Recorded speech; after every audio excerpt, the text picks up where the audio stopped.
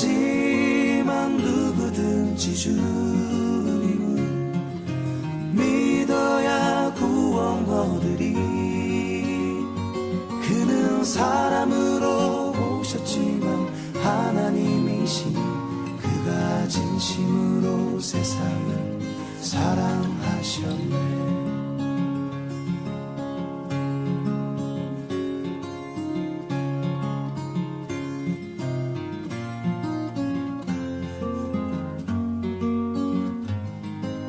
때때로 그 나사렛의 예수께서는 홀로 굶주리고 아파하셨네. 그를 만난 모든 사람들은 주님을 보며 하나님이라고 말을 했다네. 하지만 누구든지 주님을 믿어야 구원 얻으리. 그는 사람으로 오셨지만 하나님이시니 그가 진심으로 세상을 사랑하셨네. 하지만 누구든지 주님을 믿어야 구원 얻으리. 그는 사람으로 오셨지만 하나님이시니 그가 진심으로 세상을 사랑하셨네. 57절에서 62절 말씀 같이 한 목소리로 봉독합니다. 시작. 길 가실 때 어떤 사람이 여짜오되 어디로 가시든지 나는 따르리이다. 예수께서 이르시되 여우도 굴이 있고 공중의 새도 집이 있으되 인자는 머리 둘 곳이 없도다 하시고 또 다른 사람에게 나를 따르라 하시니 그가 이르되 나로 먼저 가서 내 아버지를 장사하게 허락하옵소서. 이르시되 죽은 자들로 자기의 죽은 자들을 장사하게 하고 너는 가서 하나님의 나라를 전파하라 하시고 또 다른 사람이 이르되 주여 내가 주를 따르겠나이다마는 나로 먼저 내 가족을 작별하게 허락하소서. 예수께서 이르시되 손에 쟁기를 잡고 뒤를 돌아보는 자는 하나님의 나라에 합당하지 아니하니라 하시니라. 아멘. 예수를 따를 때 치루어야 할 대가라는 제목으로 함께 말씀의 은혜를 나누도록 하겠습니다. 누가복음 9장 51절에 보시면 예수께서 승천하실 기약이 차감해 예루살렘을 향하여 올라가기로 굳게 결심하시고 예수님의 이 땅에서의 마지막 그 십자가에 달리신 고난의 주간을 보내기 위하여 예루살렘에 올라가셨다라는 거죠. 그런데 그에게도 이 길은 그렇게 쉽지 않은 길이었다. 그래서 올라가기로 굳게 결심하셨다라는 것입니다. 우리가 예수 그리스도를 따라가는 길도 그런 것 같습니다. 쉬운 길은 아니죠. 우리가 계획을 하고 나는 따르겠습니다 이렇게 이야기를 하지만 정말 힘들고 어려운 일이 닥칠 때 포기하고 싶고 그런 다시 옛날로 돌아가고 싶고 이런 생각들이 많이 들게 되는 것입니다. 예수님도 인간의 몸을 입고 이 땅에 오셨기 때문에 그 길을 가는 데는 굳은 결심이 필요하셨다. 그래서 우리에게도 굳은 결심이 있어야 예수 그리스도를 잘 따라갈 수 있다라는 것입니다. 예수님의 제자들은 예수님을 따라서 이제 예루살렘까지 같이 가는 것입니다. 예수님은 제자들에게 이미 누가복음 9장 23절에서 뭐라고 하셨냐면 또 무리에게 이르시되 아무든지 나를 따라오려거든 자기를 부인하고 날마다 제 십자가를 지고 나를 따를 것이니라 이랬습니다. 하루도 빠짐없이 내 십자가를 지고 나를 따라와야만 따라올 수 있다라는 것이었어요. 그냥 덜렁덜렁 따라만 오는 것이 아니라 제 십자가를 지고 따라와야 된다 그랬습니다. 이것이 예수를 따르는 데 들어가는 코스트입니다. 내 십자가를 내가 지고 가야 되는 것이죠. 독일의 신학자 디트레이 본 페퍼 이 사람이 말하기를 예수님이 그를 따르라고 부르실 때 예수를 따라가다가 죽으라는 것입니다 라고 말했습니다. 생명을 걸고 따라가야 된다라는 것이죠. 오늘날 많은 사람들은 그리스도를 따르라는 부르심은 육체의 죽음을 말하지 않는다고 생각합니다. 하지만 모든 것을 희생해야 예수님을 따를 수 있습니다. 라고 그는 또 말했습니다. 오늘 본문의 누가는 예수께서 제자들과 함께 예루살렘으로 올라가시는 길에 예수를 따르기를 원하는 3명의 남자들이 갑자기 나타났다 이렇게 말해요. 그러나 그들 모두는 예수님이 하시는 말씀을 듣고 그리고 그들은 모두 다시 자기 집으로 돌아갔다 이것입니다. 오늘은 그 첫 번째 사람에 대한 이야기를 좀 나눠볼까 합니다. 9장 57절에 길 가실 때에 어떤 사람이 여짜오되 어디로 가시든지 나는 따르리이다. 사실 예수님은 예수님의 길을 가시는 거죠. 예수님을 따라갈까 아닐까는 이제 우리의 몫입니다.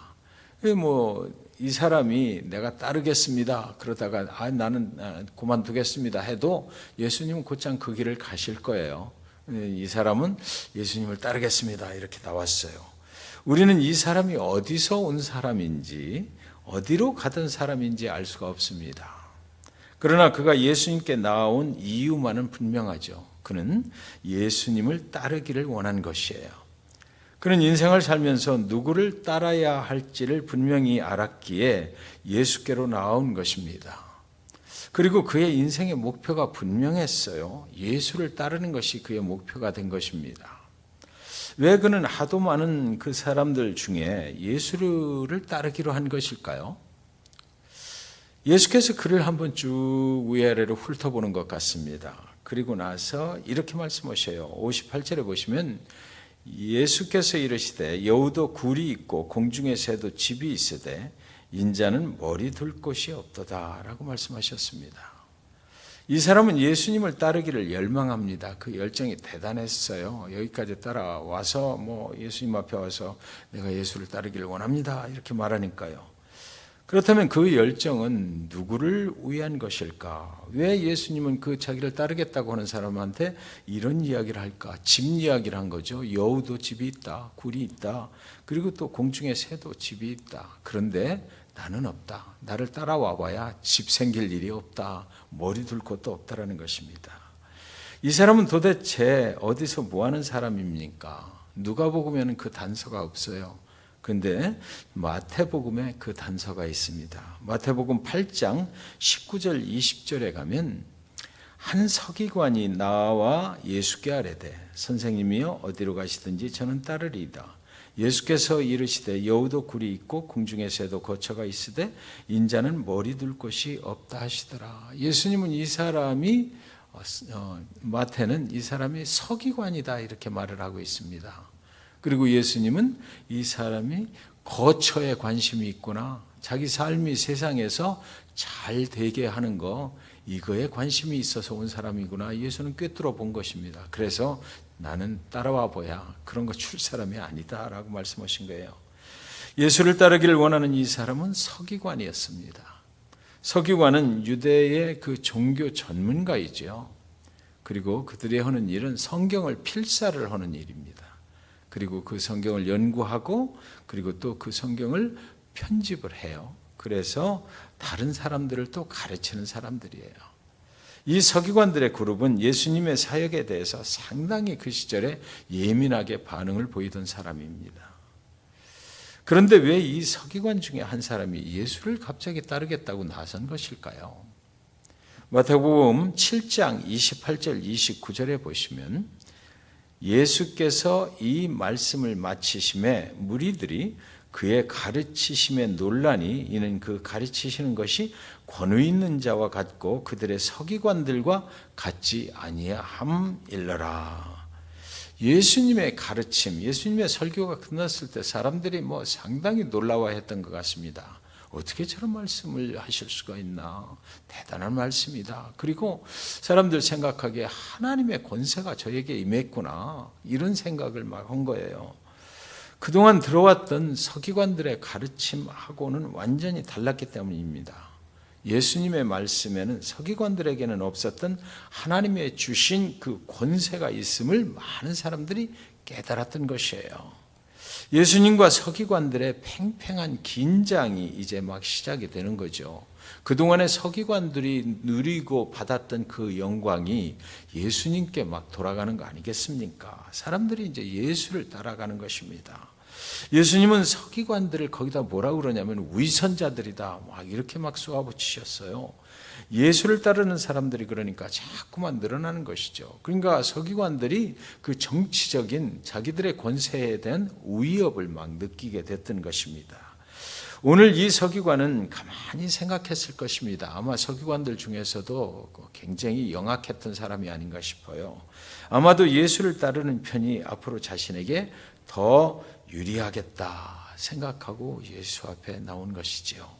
예수를 따르면 아마 앞으로 저 많은 사람들, 예수를 따르는 저 많은 사람들을 통해서 내가 큰 돈을 벌게 될 것일지도 모르겠다. 이런 계획을 가지고 예수를 따라 나왔던 것 같습니다. 마태복음 19장 16절 21절에서도 여기 보면 어떻게 하여야 영생을 얻으리까 하고 예수님을 찾아와서 묻는 부자 청년이 있었어요. 그 부자 청년에게 예수님이 뭐라고 그러시냐면 내가 가진 것들을 지금 다 팔아서 이제 가난한 자들에게 다 나누어 주고 그리고 와서 그때부터 나를 따르라 이렇게 말씀을 하셨거든요. 예수님은 지금 그 말씀의 의미가 무엇입니까? 예수를 따르는 것은 당신이 절대로 부자가 되는데 도움이 안 된다라는 거죠. 그리고 그렇게 부자가 돼서 그 돈에 관심이 있고 재물에 관심이 있는 사람은 그 관심을부터 버리고 모든 것을 버린 후에야 나를 따를 수 있다라는 것입니다. 당신의 모든 재물과 명예와 그리고 당신이 가장 소중하게 생각하는 생명까지도 잃게 되는 일이 바로 예수를 따르는 일이다라고 말씀하고 있는 것이에요. 그에게 있는 재물은 그가 평생 모은 가장 좋은 것인데 어떻게 그것을 팔아서 다른 사람들에게 다 나누어 준단 말입니까? 예수님은 예수를 따르며 영원한 천국으로 가기를 원하는 그에게 왜 그런 살벌한 말씀을 하셨을까요? 마태복음 6장 24절에 한 사람이 두 주인을 섬기지 못할 것이니 혹 이를 미워하고 저를 사랑하거나 혹 이를 중히 여기고 저를 경히 여김이라. 너희가 하나님과 재물을 겸하여 섬기지 못하느니라 하셨습니다. 예수를 따르다가 힘들고 지치면 다시 돌아갈 곳이 있는 것을 미리 막고자 하신 것 아닐까요? 예수를 따르는 길은 오직 한 길임을 알려주려고 그러신 것 같습니다. 한번 예수를 따르기로 결정을 하면 다시는 돌아갈 곳이 없어서 끝까지 예수님을 따라가도록 하시려고 하신 것 같습니다. 예수를 따르는 일은 내가 가장 소중하다고 생각하는 것을 예수를 따르기 위하여 버릴 수 있어야 예수를 끝까지 뒤돌아보지 않고 따라갈 수 있다는 것을 말하는 것이죠. 그리고 그것은 세상에 줄 수 없는 가장 아름다운 축복의 길이기 때문에 주님께서는 예수를 따르겠다고 한 자들에게 세상 것들은 버려라. 그리고 생명까지도 이를 각오를 하고 나를 따르라. 그렇게 말씀을 하셨던 것입니다.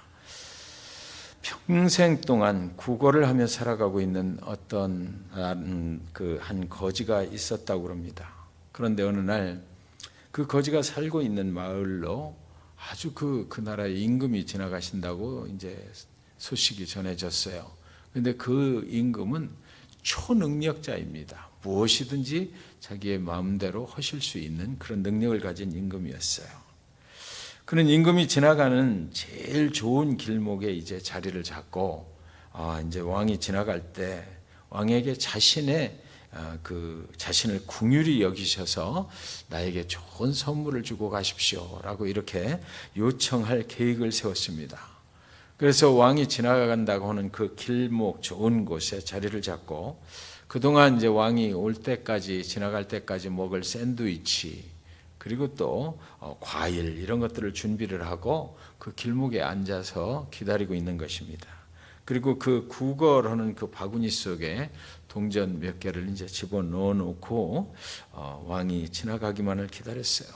그렇게 며칠을 기다리는데 드디어 왕이 지나가는 것입니다. 그때 거지가 벌떡 일어나서 임금에게 능력이 있으시고 선하신 임금이시여 나를 불쌍히 여기시어 동전 한 입을 보태주옵소서라고 그렇게 이제 무릎을 꿇고 딱 이제 외치는 것입니다. 그런데 임금은 그를 말 위에서 이렇게 내려다보면서 하는 말이 그렇다면 당신이 먼저 나에게 좋은 선물을 주면 나도 당신에게 그의 이상의 좋은 선물을 주겠소 이렇게 말했어요. 그랬더니 자기가 가지고 있는 것을 생각하니까 지금 샌드위치가 있잖아요. 그래서 이 샌드위치를 임금에게 주고 나면 내가 먹을 게 없으니까 감춰야 되겠다. 그래서 잠깐만요. 그러고 가서 샌드위치를 싹 다른 데로 감추었습니다. 그리고 또 과일도 감추었어요.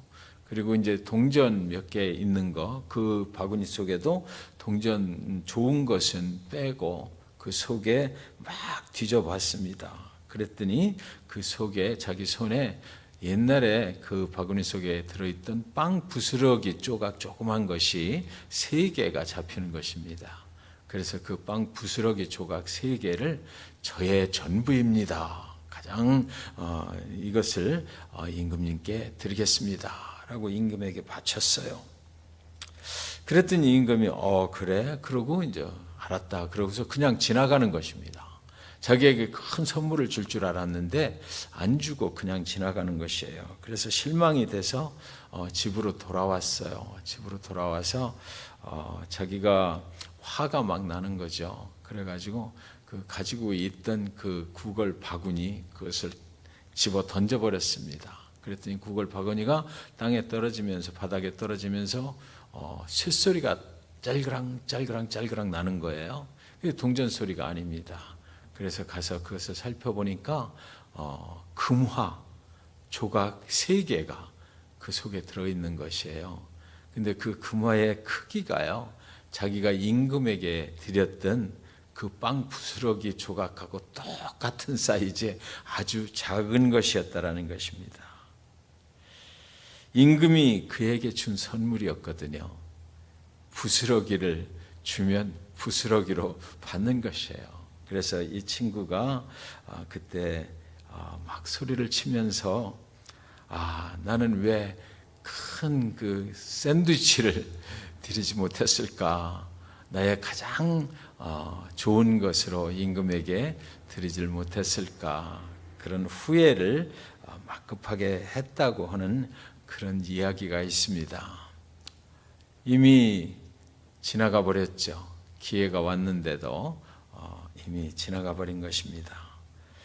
왜 이스라엘 백성들을 14일이면 갈 수 있는 단거리 길을 놔두고 40년을 돌아서 가나안으로 가게 하셨나요? 우리 성경 공부 시간에 첫째 이유가 기억나십니까? 가다가 적을 만나서 전쟁을 하게 되면 다 애굽으로 돌아가려 할 것을 하나님이 이미 아셨기 때문에 그랬다고 그랬어요. 뒤돌아서 세상으로 돌아갈 수 있는 길을 차단을 하신 것이죠. 우리가 예수를 따르다가 예수님께서 왜 그렇게 험악한 말을 막 하시는 겁니까? 다 버려라. 남을 주어야만 나를 따라올 수 있다. 예수를 따르다가 뒤돌아갈 수 있는 믿는 구석을 없애버리는 거죠. 그래야 끝까지 예수를 따라갈 수 있기 때문이에요. 1519년 4월 21일 스페인의 군대 장관 코르테즈와 그를 따르는 작은 군대는 멕시코의 베라크루즈라는 곳에 상륙을 했습니다. 그들에게 주어진 임무는 그 멕시코에 있는 강력한 아즈텍이라고 하는 그 제국을 정복해서 그 땅에 있는 수많은 보물들을 스페인의 것으로 만드는 것이었습니다. 해안에 그들의 배가 도착하자마자 대포, 실콘, 대포, 배에 실콘 온갖 무기들을 다 이제 배에서 내렸습니다. 그리고 이제 상륙이 이제 다 되니까 그 코르테 장군이 그들이 타고 왔던 11척의 함대에 다 불을 질러버린 것입니다. 이제 그들은 돌아갈 길이 차단돼 버린 것이에요. 오직 앞으로 나아가는 길밖에는 없는 것입니다. 그들이 살 수 있는 방법은 멕시코 내륙으로 나아가서 아즈텍 그 제국과 그 군대들과 싸워서 이기는 방법밖에는 없었던 것이죠. 저와 여러분에게는 그리스도를 따르다가 힘들고 어렵고 낭망되고 절망될 때 얼마든지 그리스도를 포기하고 돌아갈 수 있는 배가 아직 해변에 정박되어 있지 않습니까? 오늘 본문에서 저와 여러분에게 묻는 질문이라고 생각됩니다. 그래서 우리는 분명히 이렇게 말할 수 있는 거죠. 정말 우리가 예수님을 따르기를 원한다면 그 배를 오늘 당장 불태워 버려야 한다는 것입니다. 예수를 따르다가 힘들고 어려울 때, 실망될 때, 낭망될 때 언제나 돌아갈 수 있고 예수를 떠나서 뒤돌아설 수 있는 그 어딘가에 정박해 둔 믿는 구석에 있는 저와 여러분의 배 말입니다. 나오미가 모압의 여인 며느리 룻에게 이제는 네 남편도 죽었으니까 이 모압 땅 네 집으로 돌아가서 편안하게 다시 내 삶을 살아라라고 말했을 때 룻이 시어머니 나오미에게 뭐라고 그러냐면 룻기 1장 16절 17절에 룻이 이르되 내게 어머니를 떠나며 어머니를 따르지 말고 돌아가라 강권하지 마옵소서. 어머니께서 가시는 곳에 나도 가고 어머니께서 머무시는 곳에서 나도 머물겠나이다. 어머니의 백성이 나의 백성이 되고 어머니의 하나님이 나의 하나님이 되시리니 어머니께서 죽으시는 곳에서 나도 죽어 거기 묻힐 것이라. 만일 내가 죽는 일 외에 어머니를 떠나면 여호와께서 내게 벌을 내리시고 더 내리시기를 원하나이다 하는지라 그랬어요. 룻은 나오미를 따라가서 나오미의 하나님을 섬기고 나오미가 섬기는 이웃들을 섬기고 내가 죽을 때까지 나오미와 함께 살기를 원했던 것입니다. 이것이 정말 나오미를 따른 룻의 진정한 모습이었던 것이죠. 그리고 하나님은 그에게 보아스를 만나게 하셨어요. 그를 이제 계속해서 축복해 주셨던 기록을 우리는 전부 다 알고 있습니다. 그의 후손에서 가장 큰 축복이 뭡니까? 그의 후손에서 온 인류의 구원자 예수 그리스도를 탄생하게 하셨던 것입니다. 예수님을 따를 때 우리가 참으로 세상에 의지할 것을 버리고 그리고 예수님만 오직 예수만 따라가게 될 때 하나님께서는 이렇게 룻에게 주셨던 그런 귀한 축복을 저와 여러분에게 주신다라는 것입니다. 이런 축복이 예수를 따르는 저와 여러분과 그리고 우리 교회 앞에 큰 축복이 되시기를 주님의 이름으로 간절히 축원드리는 것입니다. 여러분